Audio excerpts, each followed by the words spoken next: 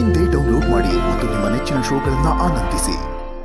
ಹೆಣ್ಮಕ್ಳಿಗೆ ಗೌರವ ಕೊಟ್ಟು ಅವ್ರ ಬಾಳ್ಗೆ ಜೊತೆಯಾಗಿ ನಿಲ್ತಾನಲ್ಲ ಅವನು ಗಂಡಸು.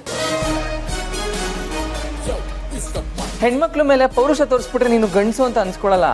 ಆ ಹೆಣ್ಮಗು ಆಪತ್ತಲ್ಲಿದ್ದಾಗ ಕಾಪಾಡ್ತೆ ಗೊತ್ತಾ, ಆಗ ಗಂಡಸು ಅಂತ ಅನ್ನಿಸ್ಕೋತೀಯ. ಹೆಣ್ಮಗುನ ಹೆದರ್ಸೋನಲ್ಲ ಕಣೋ ಗಂಡಸು.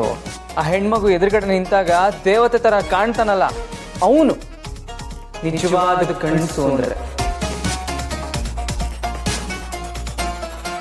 ಇದನ್ನೆಲ್ಲ ಯೋಚನೆ ಮಾಡಿದ್ರೆ ನೀನೇನು ಅಂತ ನಿನಗೆ ಅರ್ಥ ಆಗುತ್ತೆ.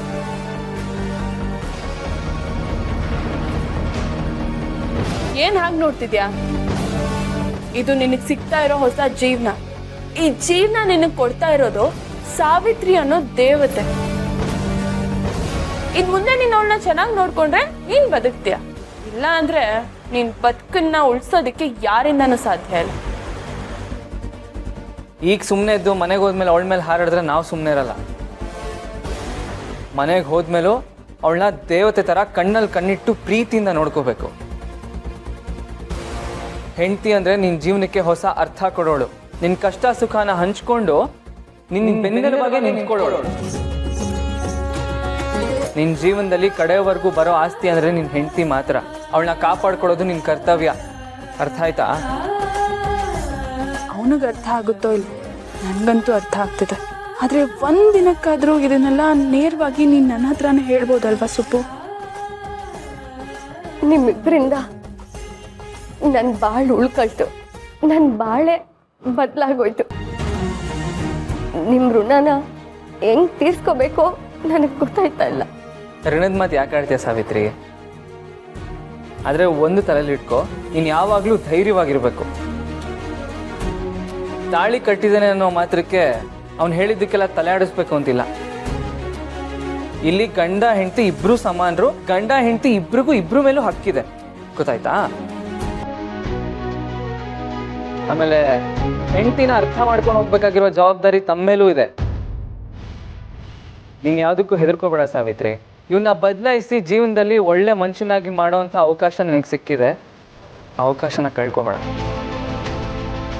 ಹೌದು ಸಾವಿತ್ರಿ, ನೀನ್ ದೊಡ್ಡ ಮನ್ಸು ಮಾಡಿರ್ಲಿಲ್ಲ ಅಂದಿದ್ರೆ ಇವತ್ತು ಇವನು ಇವ್ರಮ್ಮ ಇಬ್ರು ಜೈಲಲ್ಲಿ ಇರ್ತಾ ಇದ್ರು. ಏಯ್, ಇದನ್ನೆಲ್ಲ ನಿನಗೆ ಹೇಳ್ತಿರೋದು. ಹೇಳಿದ ಅರ್ಥ ಆಯ್ತಾನೆ?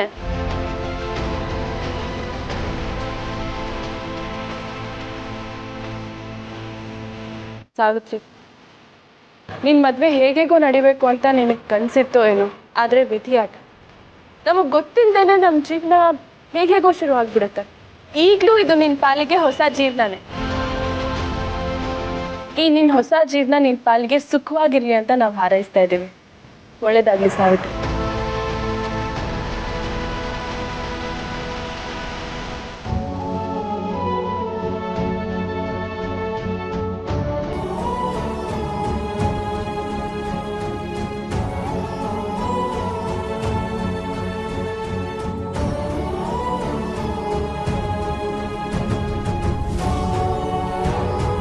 ಚೆನ್ನಾಗಿರಿ.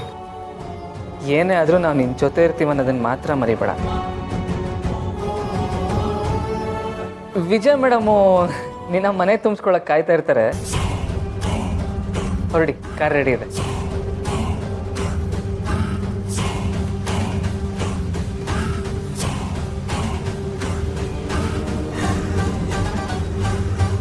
ಬನ್ನಿ ಮೇಡಮ್.